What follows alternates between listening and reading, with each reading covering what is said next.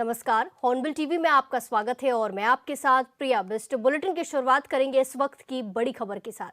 वरिष्ठ आईएएस अधिकारी रंजन कुमार मिश्र बने हैं वन विभाग के नए मुखिया।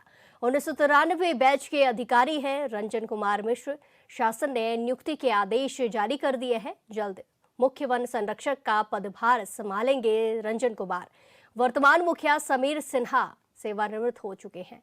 बड़ी खबर आपको बताई जा रही है, जहां रंजन कुमार अपना पदभार जल्द ही संभालने वाले हैं। आपको बता दें कि वो आईएएस अधिकारी बने हैं, जहां वन विभाग के नए मुखिया बने हैं। 1993 बैच के अधिकारी रह चुके हैं रंजन कुमार मिश्र। शासन ने नियुक्ति के आदेश जारी कर दिए हैं। जल्द ही मुख्य वन संरक्षक का पदभार वो संभालने वाले हैं।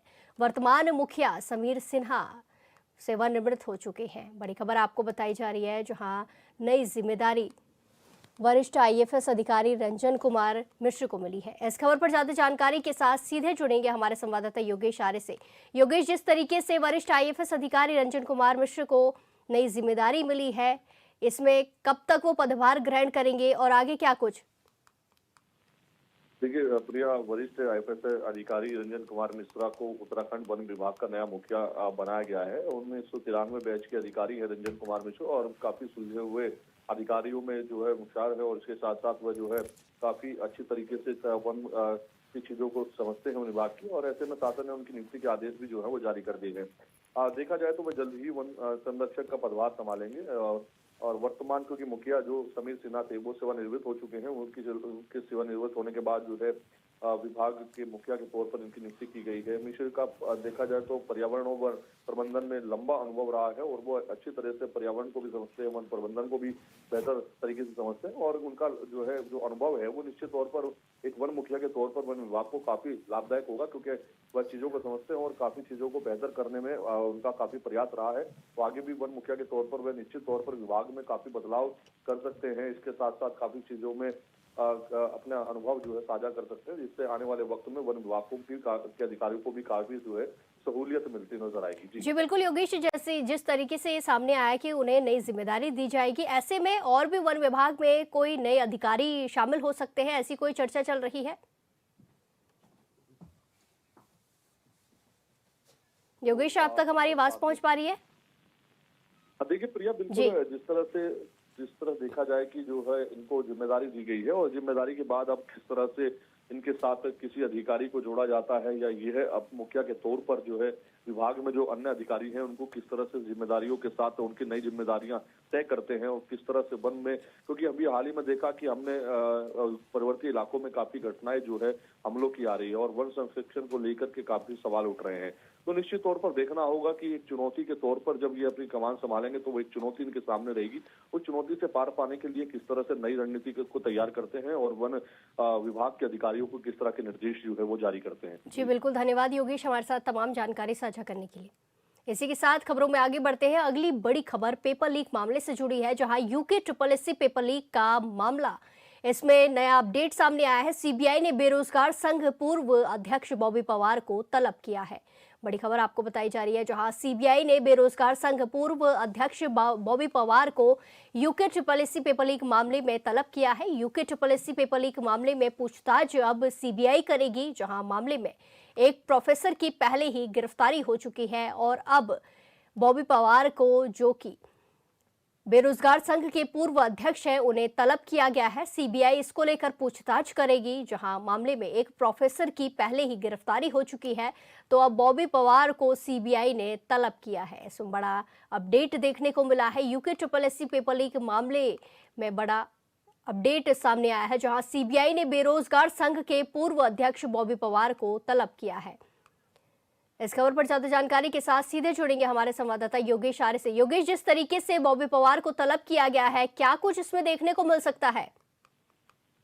देखिए भैया, यूके SSSC पेपर लीक मामला जो है बड़ा चर्चा में रहा है और आपने देखा कि किस तरह से युवाओं ने प्रदर्शन किया, सीबीआई की मांग की, एसआईटी की जांच पर उन्होंने विश्वास नहीं किया। उसके बाद मुख्यमंत्री ने के आग्रह पर सीबीआई जांच प्रारंभ हुई और सीबीआई की जांच के चलते जो है अभी हाल ही में अगर देखा जाए तो जो प्रोफेसर सुमन थी उसको जो है गिरफ्तार किया गया था और उससे पूछताछ की गई। इसी की कड़ी में अब देखा जाए तो अब बॉबी पवार को भी जो बेरोजगार संघ के पूर्व अध्यक्ष बॉबी पवार है उनको तलब किया गया है। सीबीआई ने बॉबी पवार से UK triple SC paper leak के मामले में अब पूछताछ करेगी, क्योंकि उनके द्वारा सोशल मीडिया पर कुछ पेपर्स जो है वो डाले गए थे कि ये पेपर लीक हो चुका है।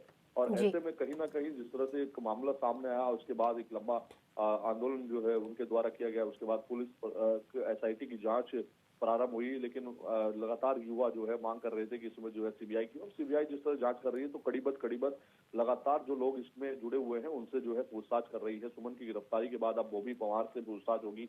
उनको जो है तलब किया गया है कि उनके पास पेपर कहाँ से पहुंचे, कैसे जो है ये पेपर उनके पास आए। तो निश्चित तौर पर अब पूरी कड़ीबद्ध देखा जाए तो ये पूरा परत परत खोलने के लिए सीबीआई लगातार लगी हुई है। उस मामले का कब जी तक बिल्कुल खुलासा होता है, योगेश, क्योंकि जिस तरीके से बॉबी पवार को तलब किया गया है, ऐसे में और भी किसी बेरोजगार संघ के नेता को ऐसे बुलाया गया है? क्योंकि जब ये बात उठी थी तब बेरोजगार संघ की तरफ से ही कई सारे कार्यकर्ताओं ने इसको लेकर आवाज बुलंद की थी।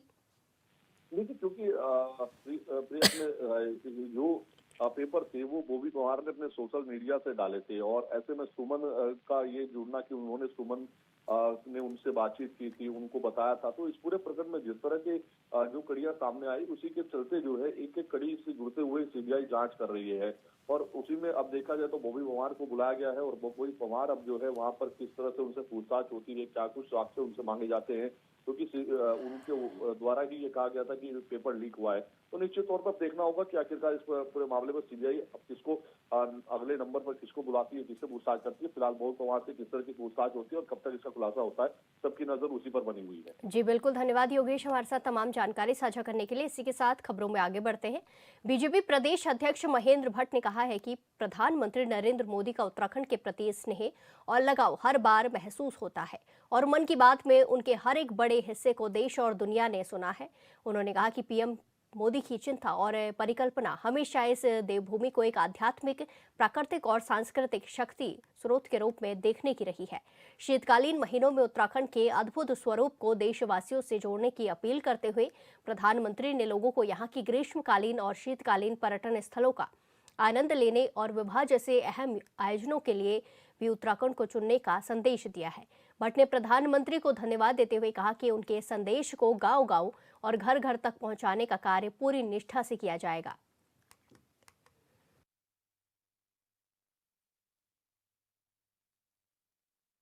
देखिए, प्रधानमंत्री जी के मैं शुरू से इस बात को कहता हूं कि उत्तराखंड के प्रति उनका लगाव है, जो स्नेह है, वो 28वें एपिसोड में भी हमको देखने को मिला है।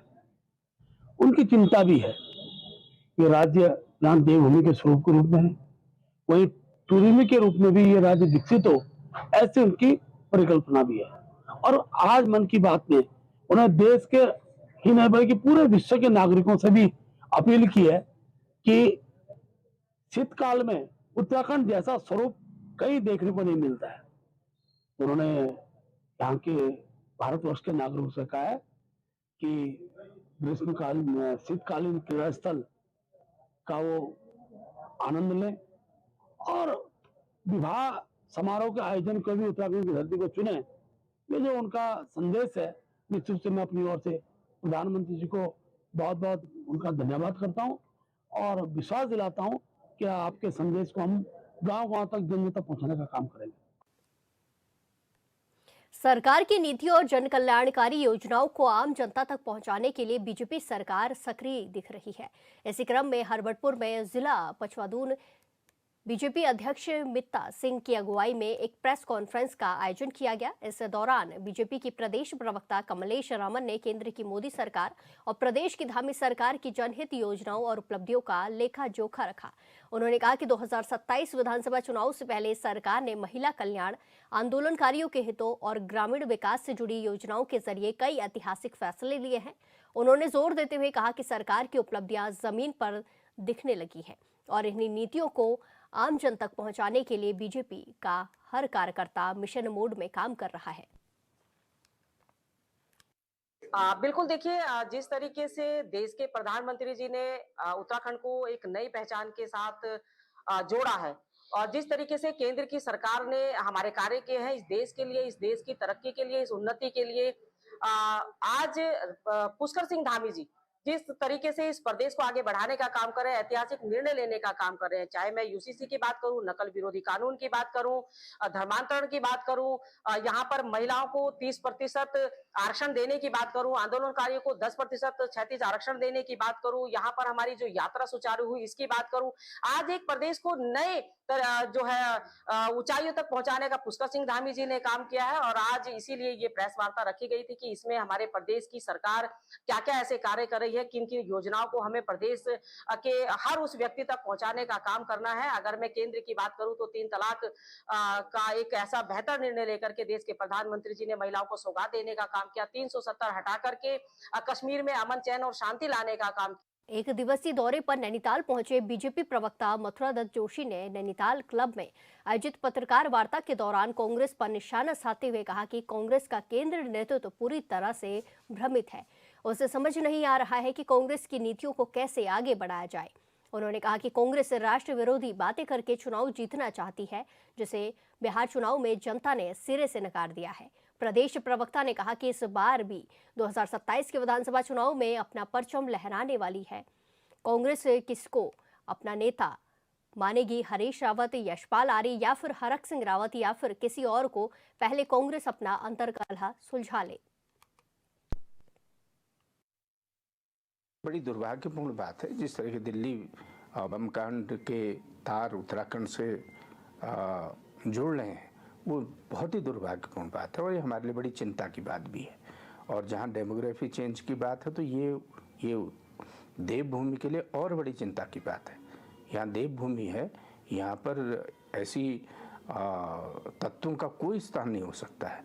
अगर डेमोग्राफी चेंज की बात आएगी तो सरकार उनके खिलाफ कार्रवाई करेगी जो लोग यहाँ का वातावरण खराब करना चाहते हैं, यहाँ की फिजाओं में गलत बात जहर घोलना चाहते हैं, उन लोगों के खिलाफ सरकार काम करेगी। और दिल्ली बम कांड से जिन लोगों का भी जुड़ाव है, पूरा प्रशासन तंत्र काम कर रहा है, पुलिस काम कर रही है, हमारा खुफिया तंत्र काम कर रहा है। अगर उसमें कोई भी पकड़ा जाएगा, हमें कहीं भी हल्की सुई होगी तो सरकार ऐसे तत्वों के खिलाफ कार्रवाई करने से पीछे नहीं हटेगी। इसी के साथ खबरों में आगे बढ़ते हैं। नैनीताल में बजरंग दल की ओर से उप जिलाधिकारी को मंगलवार को मीट की दुकान बंद कराने के संबंध में ज्ञापन सौंपा गया, जिसमें कहा गया कि मंगलवार को जगह जगह मंदिरों में हनुमान चालीसा का पाठ कर प्रसाद वितरण किया जाता है। भक्त गली मोहल्लों में मंदिर आते हैं और जगह जगह मीट मछली की दुकान खुली रहती है, जिससे हिंदू धर्म की आस्था पर ठेस पहुंचती है। ज्ञापन का संज्ञान लेते हुए उप जिलाधिकारी ने नगर के दुकानदारों को निर्देश जारी किए हैं कि वो होटलों, दुकान के बाहर डिस्प्ले नहीं करने के साथ ही खाद्य सुरक्षा के नियमों का पालन करें और नियमों का पालन न करने पर प्रशासन की ओर से दंडनीय कार्रवाई के साथ लाइसेंस निरस्त करने की कार्रवाई की जाएगी। एसडीएम साहब के सामने एसडीएम साहब भी उसमें थे और मल्लीताल व्यापार मंडल, पलताल व्यापार मंडल और बजरंग दल के कुछ पदाधिकारी भी उसमें सब लोग शामिल थे, जिसमें ये बताया गया है कि यार देखो, मीट की दुकान तो बंद नहीं हो सकती है, क्योंकि उसमें से भी उन्होंने दोनों पक्ष सुने। दोनों पक्ष में उन्होंने ये कहा कि अगर उनके साथ भी जो दुकानदार है, एक दुकान के साथ 3 परिवार पल रहे हैं, तो उनका भी नुकसान है। और उनका ये कहना है कि हाँ, एसडीएम साहब का ये आदेश है कि भाई आप जो ये डिस्प्ले करते हैं, जो लटका के रखते हैं, जो ये बाहर खुले में दे रखते हैं, ये चीज़ नहीं होनी चाहिए। अगर खुले में दिखा या कहीं भी कोई भी ये डिस्प्ले करते हुआ पाया गया तो उसको जो है सख्त से कानूनी कार्रवाई की जाएगी, जिसमें अधिशासी अधिकारी हमारे नगर पालिका के भी बैठे हुए थे और हमारे माननीय सभासद लोग भी वहाँ मौजूद थे। उन्होंने सख्त आदेश दिए हैं कि जितने भी, चाहे वो कोई भी हो, तलीताल हो, मल्लीताल हो, डिस्प्ले बिल्कुल नहीं करना है। अगर आप इसको बेचें, आराम से अंदर उसमें सुरक्षित जगह पर रखें, जिससे किसी को कोई व्यवधान ना हो, कोई मंगलवार या उसमें जा रहा या परेशानी हो रही हो तो उसको किसी को कोई दिक्कत ना हो। काफी समय से ये देखने में आ रहा था कि कतिपय जो दुकानें हैं या रेस्टोरेंट्स हैं, वहाँ पर बाहर जो है इस तरह की चीज़ें विजिबल की जा रही हैं, जिससे कि थोड़ा सा ठीक नहीं है, वो फूड सेफ्टी एक्ट के अकॉर्डिंग भी नहीं है और साथ ही साथ गंदगी की भी शिकायतें आ रही थी। तो उसी सब समस्याओं के दृष्टिगत एक बैठक ली गई सारे स्टेक होल्डर्स के समक्ष, और ये बैठक में ये निर्णय लिया गया कि आने वाले समय में आज से ही वहाँ पर इस तरह का कोई भी विजिबिलिटी चीज़ नहीं की जाएगी जिससे ये प्रतीत हो कि वहाँ पर क्या बन रहा है या क्या नहीं बन रहा है। इसके साथ ही एनक्रोचमेंट पर भी ध्यान रखा जाएगा कि जो उनकी दुकान का एरिया है उसी में रहते हुए वो अपना जो भी यूटेंसिल्स वगैरह हैं वो रखेंगे। इसके अतिरिक्त जो आपकी साफ सफाई का ध्यान है वो विशेष तौर पर रखा जाएगा। तो ये चीज़ें सुनिश्चित कराने के लिए हमारे स्तर से नगर पालिका ईओ एवं फूड सेफ्टी ऑफिसर्स को भी निर्देश दिए गए हैं कि इसी के साथ खबरों में आगे बढ़ते हैं। बाजपुर में पीपल पड़ाव वन विभाग की टीम ने मुखबिर की सूचना पर खैर की लकड़ी से भारी गाड़ी को पकड़ा। विभाग के क्षेत्र अधिकारी पीसी जोशी ने बताया कि मुखबिर ने सूचना दी थी कि एक सफेद रंग की कैंटर में अवैध रूप से खैर की लकड़ी जा रही है, जिसके बाद टीम ने घेराबंदी कर गाड़ी का पीछा किया, लेकिन ड्राइवर मौका देखकर गाड़ी को हाईवे किनारे छोड़कर भाग निकला। गाड़ी नंबर से जांच करने पर गाड़ी सहारनपुर की बताई जा रही है। पीसी जोशी ने कहा कि लकड़ी तस्करी किसी भी कीमत पर बर्दाश्त नहीं की जाएगी।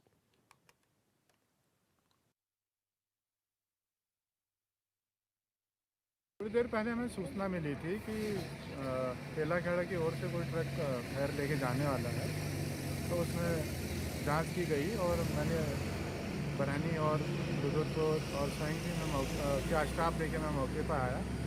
तो ये गाड़ी को हमने हाईवे से जब से ये ढाबा के अंदर इसने पार करी, तो हमने इसको चेक करा तो इसमें खैर लोड था, लेकिन ड्राइवर जो है निकलने में फर्क। कितना माल होगा सर ये? अभी इसकी जांच पड़ताल कर रहे हैं। लगभग इसमें संभवतः 100 कुंटल के आसपास तो इसमें माल देखने से प्रतीत हो रहा है। तो सर इसमें कोई हाथ नहीं आया है, कोई ड्राइवर कोई? ये दरअसल में ड्राइवर को मुझे जैसे ही मैं हाईवे से मैं बाहर ढाबे की तरफ बढ़ा, उसने गाड़ी पार्क करते ही वो साइड हो गया, लेकिन हमने ढाबे में काफ़ी देखा उसको, वो कहीं नहीं मिला। ठीक है सर। इसी के साथ खबरों में आगे बढ़ते हैं। गन्ना मूल्य को लेकर गन्ना किसानों के लिए बड़ी राहत की खबर है। उत्तराखंड सरकार ने गन्ने का समर्थन मूल्य बढ़ाकर 405 रुपए प्रति क्विंटल कर दिया है। इस फैसले के बाद किसानों में जबरदस्त उत्साह है और हरिद्वार में भाजपा नेताओं ने मुख्यमंत्री पुष्कर सिंह धामी के इस निर्णय का स्वागत किया। हरिद्वार के राज्य अतिथि गृह धाम कोठी में रविवार को बीजेपी नेता और विधायक आदेश चौहान के साथ स्वामी यति शिवरानंद ने पत्रकारों से बातचीत की है। इस दौरान उन्होंने गन्ना मूल्य बढ़ाने के फैसले को किसानों के लंबे संघर्ष और मेहनत की जीत बताया।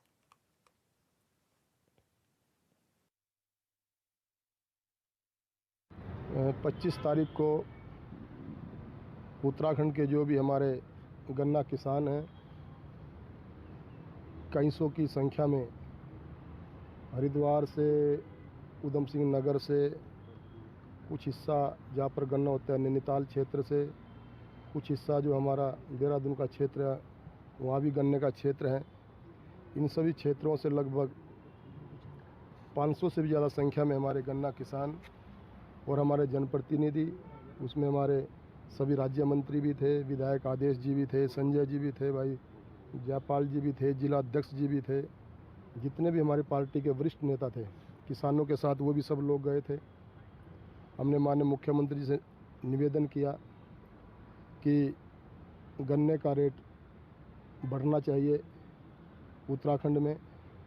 उन्होंने हमारी बात को बहुत गंभीरता से सुना और एक प्रकार से मौन स्वीकृति उस दिन माननीय मुख्यमंत्री जी ने, उनकी बात से हमें लगा कि मुख्यमंत्री जी ने हमारी बात को सुन लिया और निश्चित रूप से आपका भी गन्ना रेट बढ़ाने की मंशा है। तो कल माननीय मुख्यमंत्री जी के द्वारा गन्ना 405 रुपये क्विंटल उत्तराखंड में किया है। मंत्री श्री पुष्कर सिंह धामी जी और गन्ना मंत्री श्री सौरभ बोगना जी को बहुत धन्यवाद करता हूं कि अभी 4-5 दिन पहले हम लोगों ने माननीय मुख्यमंत्री से इसी विषय में मिलने का समय मांगा और मुख्यमंत्री ने तत्काल वो दिल्ली में थे हमें समय दिया। माननीय यतीशानंद जी, संजय गुप्ता जी, प्रदीप बत्रा जी, प्रणव सिंह चैंपियन जी, हमारे जिला पंचायत के अध्यक्ष किरण चौधरी जी, हमारे राज्य मंत्री भाई सुनील जी, डॉक्टर जयपाल जी और पूरे जिले के जितने भी हमारे नेता थे, चाहे वो किसान थे, हमारी समितियों के अध्यक्ष थे, हमारे जिला पंचायत सदस्य थे, इन सब लोगों ने जाकर माननीय मुख्यमंत्री से बात की और माननीय मुख्यमंत्री ने सबकी बात को गंभीरता से सुना। लगभग 1.5 घंटा वो किसानों के और हमारे जनप्रतिनिधियों के बीच में रहे और हमने उन्हें अपनी भावनाओं से अवगत कराया। और माननीय मुख्यमंत्री ने बड़ा ही विशाल हृदय दिखाते हुए, उदारता दिखाते हुए, और जैसा कि उन्होंने शुरू से ही जब से वो मुख्यमंत्री बने, हमेशा किसानों के हित में जब भी कोई बात हुई तो उन्होंने आगे बढ़कर उन चीज़ों को करने का काम किया है।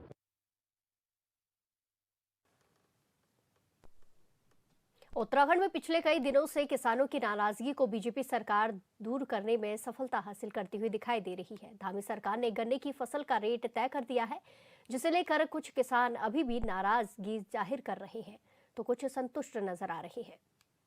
उत्तराखंड के मुख्यमंत्री पुष्कर सिंह धामी कैबिनेट ने 30 रुपए प्रति क्विंटल गन्ने का मूल्य बढ़ा दिया है। मुख्यमंत्री ने कहा कि उत्तराखंड सरकार का लक्ष्य किसानों को आर्थिक सशक्तिकरण को गति देना है और ये सुनिश्चित करना है कि गन्ना किसानों को उनकी उपज का पूर्ण और उचित मूल्य समय पर प्राप्त हो। इसी उद्देश्य के तहत वर्ष 2024-25 की तुलना में इस वर्ष गन्ना मूल्य में उल्लेखनीय बढ़ोतरी की गई है। सबसे पहले तो आपका धन्यवाद। 30 रुपए बढ़ाए उसके लिए सरकार का भी धन्यवाद, लेकिन गन्ने की फसल आउटपुट निकाल के नहीं देगी इस रेट में। या तो सरकार फर्टिलाइजर की जो कीमत है उनको स्थिर कर दे, उनकी स्थिर करने के बाद कम से कम इस भाव के साथ किसान चलेगा तो घाटे में ही मुनाफे का होगा। अगर सरकार बीजेपी सरकार का कहना है कि प्रत्येक निर्णय में किसान हित को सर्वोच्च प्राथमिकता देती है। गन्ना किसानों की आय बढ़ाना, उनकी उपज का उचित सम्मान सुनिश्चित करना और उन्हें सुविधाजनक, पारदर्शी और समयबद्ध भुगतान उपलब्ध कराना राज्य सरकार का दायित्व। संबंधित विभागों को निर्देश दिए गए हैं कि क्रय केंद्रों पर किसी प्रकार की असुविधा न हो और भुगतान बिना देरी के सुनिश्चित किया जाए। पेराई सत्र 2025-26 के लिए घोषित ये बढ़ा हुआ मूल्य न केवल गन्ना किसानों को राहत देगा, बल्कि राज्य की कृषि व्यवस्था को भी मजबूती प्रदान करेगा और गन्ना उत्पादन को प्रोत्साहन देने में सहायक सिद्ध होगा। Bureau report, hornbill TV. इस बुलेटिन में फिलहाल के लिए इतना ही। बाकी तमाम खबरों के लिए देखते रहिए हॉर्नबिल टीवी। नमस्कार।